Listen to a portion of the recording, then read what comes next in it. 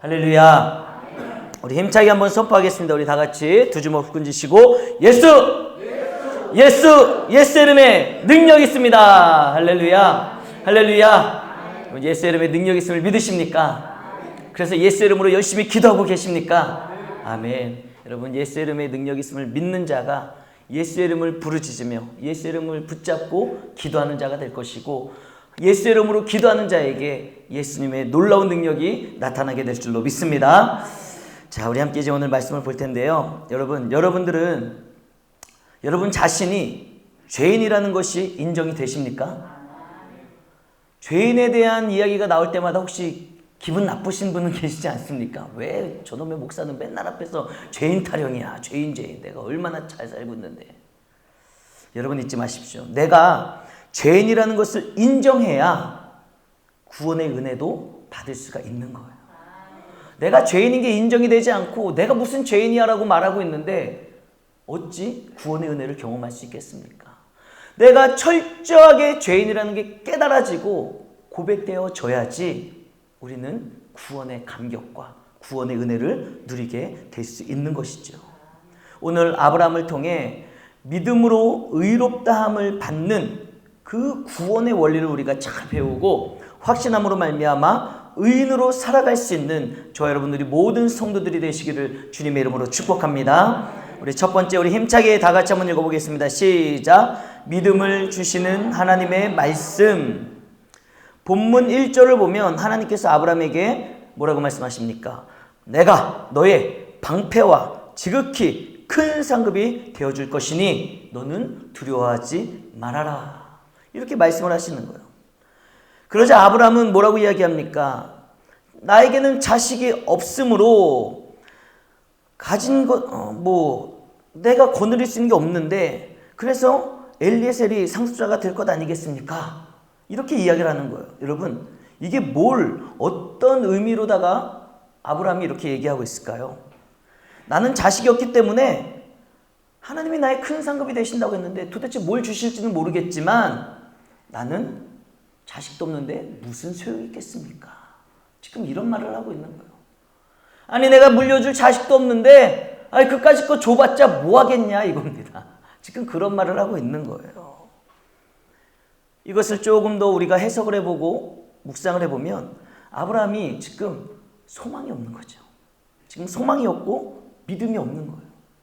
하나님이 아들을 주시겠다라고 약속해 주셨음에도 불구하고 하나님한테 대놓고 좀 대든다고 하기까지는 그렇지만 좀 분위기가 그렇잖아요. 하나님이 내가 너의 방패가 될 거고 내가 너의 큰 상급이 될 거야. 그랬더니 아브라함, 큰 상급이요? 도대체 뭘 주실지 모르겠지만 저는 아들이 없거든요. 그게 무슨 소용이 있겠습니까? 지금 이런 겁니다. 그러나 하나님은 그런 아브라함에게요, 뭐라고 말씀하십니까? 아브라함의 몸에서 난 자라야 언약을 이어받을 자격이 있다 라고 말씀하시면서 이어서 아브라함에게 하늘의 뭇 별과 같이 큰 민족을 이루게 하실 것을 아브라함에게 다시금 약속을 해 주시는 거예요.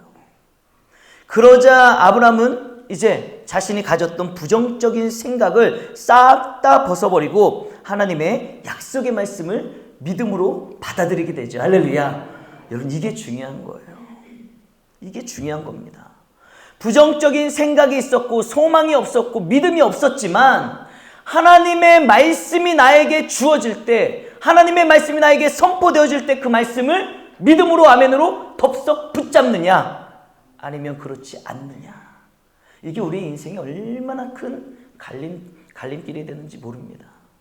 매 예배 시간마다 목회자를 통해 강단을 통해 하나님의 말씀이 선포되어질 때 그 말씀을 듣는 우리 성도들 가운데서도요, 어떤 사람은 아멘으로 화답하며 그 말씀을 내 것으로 꽉 붙잡는 사람이 있고, 어떤 사람은 하나님의 말씀이 들려도 저건 누구 말씀이겠지, 나하고 무슨 상관이 있어. 예전에 아브라함처럼 말씀을 아멘으로 받지 못한 사람도 있다는 거예요. 사랑하는 성도 여러분, 저와 여러분 우리 모두는 어떤 말씀이 선포되어지더라도 그 말씀을 아멘으로 화답하며 믿음으로 꼭 붙잡을 수 있는 우리 모두가 되길 주님의 이름으로 축복합니다. 여러분 잊지 마세요. 하나님이 아브라함을요, 그 믿음을 보시고 의롭게 여기셨다라는 거예요. 그 믿음을 보시고, 다른 게 아니라 하나님의 말씀을 듣는 순간 처음에는 믿음이 없었잖아요. 그런데 하나님의 말씀을 듣고 들을 때 그 말씀을 믿음으로 아멘으로 화답할 때 그 믿음을 보시고 하나님이 아브라함을 그래 넌 의로운 자다. 하나님이 인쳐주시는 거예요.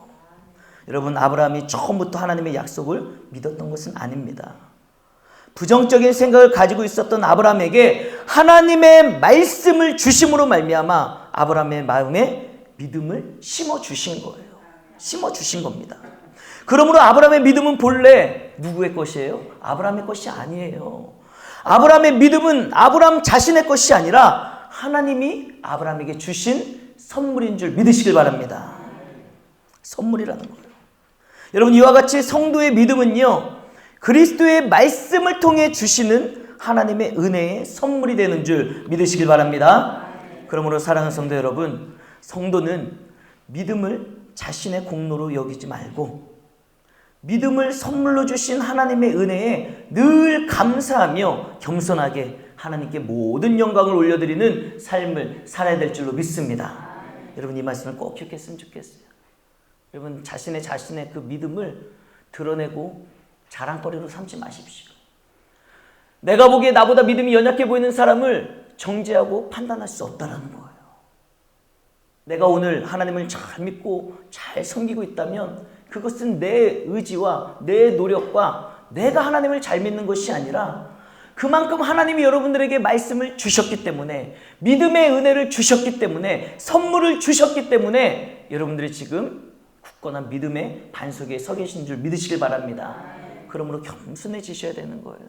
겸손한 마음으로 나의 믿음을 자랑할 것이 아니라 이 모든 것이 하나님이 나에게 주신 것을 감사하며 그 하나님 앞에 무한 감사 영광을 올려드릴 수 있는 그런 믿음의 사람이 되길 주님의 이름으로 축복합니다. 두 번째 우리 다 같이 한번 읽어보겠습니다. 시작. 믿음으로 의롭다 하심을 입음. 아브라함이 하나님의 말씀을 믿음으로 의롭다 하심을 얻은 것이 여러분 바로 성도가 구원을 받는 원리가 된다는 거예요.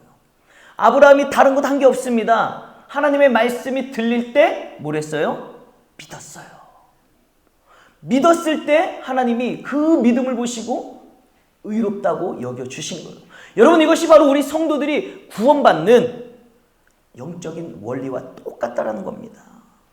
여러분 믿음의 조상 아브라함이 하나님께 의롭다고 인정받은 이유가 뭐예요? 바로 하나님의 약속의 말씀을 믿었기 때문 아니겠습니까? 그러므로 모든 사람이 하나님 앞에 의롭다고 인정을 받으려면 우리도 복음을 믿어야 되는 거예요. 하나님을 믿고 하나님의 약속의 말씀을 믿고 하나님의 약속의 말씀의 핵심이 무엇입니까? 우리를 구원하시겠다라는 예수 그리스도 복음 아니겠습니까? 복음을 믿는 자가 돼야 된다는 거예요. 갈라디아서 3장 6절을 보면은 사도 바울은 의롭다함을 받는 것이 율법의 행위에서 있는 것이 아니다. 우리가 의롭다고 여김을 받는 것은 우리가 행위를 통해 율법을 잘 지켜서 받는 것이 아니라 믿음에 있는 것이다라는 것을 증거하면서 그 근거로 바로 오늘 함께 나누고 있는 이 아브라함의 이야기를 갈라디아서를 통해 사도 바울이 이야기하고 있다는 거예요. 하나님은 또한 아브라함에게 그 땅을 반드시 그의 후손에게 주시겠다라고 약속을 하셨죠. 여러분 잊지 마십시오. 믿음으로 의롭다함을 얻은 자에게는 모든 하나님의 약속의 말씀이 이루어지는 줄 믿으시길 바랍니다. 그러므로 성도는 오직 믿음으로 살아가야 되는 거예요.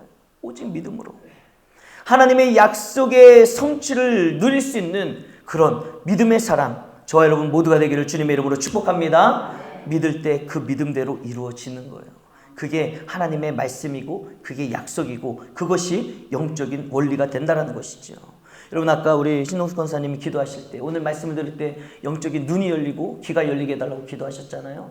여러분 정말 영적인 눈이 열려서 정말 세상을 바라보는 눈만 반짝반짝거리는 것이 아니라 눈에 보이지 아니하는 그 하나님을 영적으로 바라볼 수 있고 내 손에 잡히지 아니하고 눈에 보이지 아니하는 하나님이 살아계시다는 것이 느껴지고 보여질 수 있어야 된다는 거예요.